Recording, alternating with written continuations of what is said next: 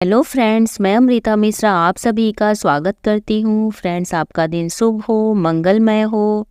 प्रभु मुझे सहारा है तेरा, जग के पालनहार। कार्तिक मास महात्म की कथा करो विस्तार। ओम नमो भगवते वासुदेवाय नमः। फ्रेंड्स, आज मैं आप सभी को कार्तिक मास महात्म कथा अध्याय 5 सुना रही हूँ, जिसमें नारद जी ने कार्तिक मास में स्नान करने का फल बताया है और उसका विधि और नियम भी बताया है। राजा पृथु बोले, हे नारद जी, आपने कार्तिक मास में स्नान का फल कहा, अब अन्य मासों में विधि पूर्वक स्नान करने की विधि, नियम और उद्यापन की विधि भी बताइए। देवर्षि नारद ने कहा, हे राजन, आप भगवान विष्णु के अंश से उत्पन्न हुए हैं, अतः यह बात आप ज्ञात ही है, फिर भी आपको यथाचित विधान बताता हूँ। आश्विन माह में शुक्ल पक्ष की एकादशी से कार्तिक मास के व्रत करने चाहिए। ब्रह्म मुहूर्त में उठकर जल का पात्र लेकर गांव से बाहर पूर्व अथवा उत्तर दिशा में जाना चाहिए। उसके बाद जो मनुष्य मुख शुद्धि नहीं करता, उसे किसी भी मंत्र का फल प्राप्त नहीं होता है। अतः दांत और जीभ को पूर्ण रूप से शुद्ध करना चाहिए और निम्नलिखित मंत्र का उच्चारण करते हुए दातुन तोड़नी चाहिए। हे वनस्पते, आप मुझे आयु, कीर्ति, तेज, प्रज्ञा, पशु, संपत्ति, महाज्ञान, बुद्धि और विद्या प्रदान करो। इस प्रकार उच्चारण करके वृक्ष से 12 उंगली की दातुन ले। दूध वाले वृक्षों से दातुन नहीं लेनी चाहिए। इसी प्रकार कपास, कांटेदार वृक्ष तथा जले हुए वृक्ष से भी दातुन लेना मना है। जिससे उत्तम गंध आती हो और जिसकी टहनी कोमल हो, ऐसे ही वृक्ष से दंत धावन ग्रहण करना चाहिए। प्रतिपदा, अमावस्या, नौमी, छठी, रविवार को चंद्र तथा सूर्य ग्रहण में दातुन नहीं करनी चाहिए। तत्पश्चात भली भांति स्नान करके फूल माला, चंदन और पान आदि पूजा की सामग्री लेकर प्रसन्नचित व भक्ति पूर्वक शिवालय में जाकर सभी देवी देवताओं की अर्घ्य, आचमनीय आदि वस्तुओं से पृथक पृथक पूजा करके प्रार्थना एवं प्रणाम करना चाहिए। फिर भक्तों के स्वर में स्वर मिलाकर श्री हरि का कीर्तन करना चाहिए।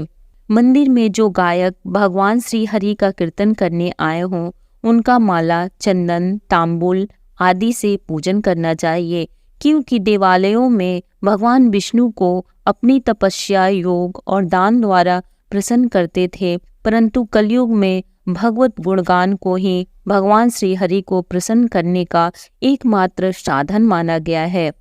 नारद जी राजा पृथु से बोले, हे राजन, एक बार मैंने भगवान से पूछा कि हे प्रभु, आप सबसे अधिक कहाँ निवास करते हैं?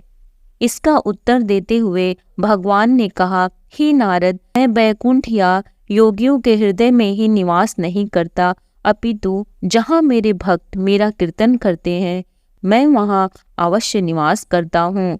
जो मनुष्य चंदन, माला आदि से मेरे भक्तों का पूजन करते हैं, उनसे मेरी ऐसी प्रीति होती है जैसी कि मेरे पूजन से भी नहीं हो सकती। नारद जी ने फिर कहा, शिरीष, धतूरा, गिरजा, चमेली, केसर, कंदार और कटहल के फूलों व चावलों से भगवान विष्णु की पूजा नहीं करनी चाहिए। कटहल, कंद, गिरीश, जूही, मालती और केवड़ा के फूलों से भगवान शंकर की पूजा नहीं करनी चाहिए।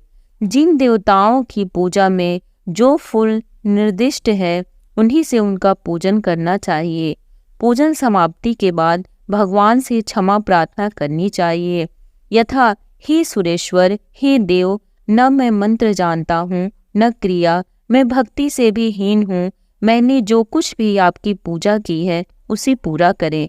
ऐसी प्रार्थना करने के पश्चात साष्टांग प्रणाम करके भगवत कीर्तन करना चाहिए, श्री हरि की कथा सुननी चाहिए और प्रसाद ग्रहण करना चाहिए। जो मनुष्य उपरोक्त विधि के अनुसार कार्तिक व्रत का अनुष्ठान करते हैं, वह जगत के सभी सुखों को भोगते हुए अंत में मुक्ति को प्राप्त करते हैं। जय श्री हरि। फ्रेंड्स, 5वीं अध्याय समाप्त होती है। 6ठीं अध्याय सुनने के लिए प्लीज हमारे चैनल पे बने रहें।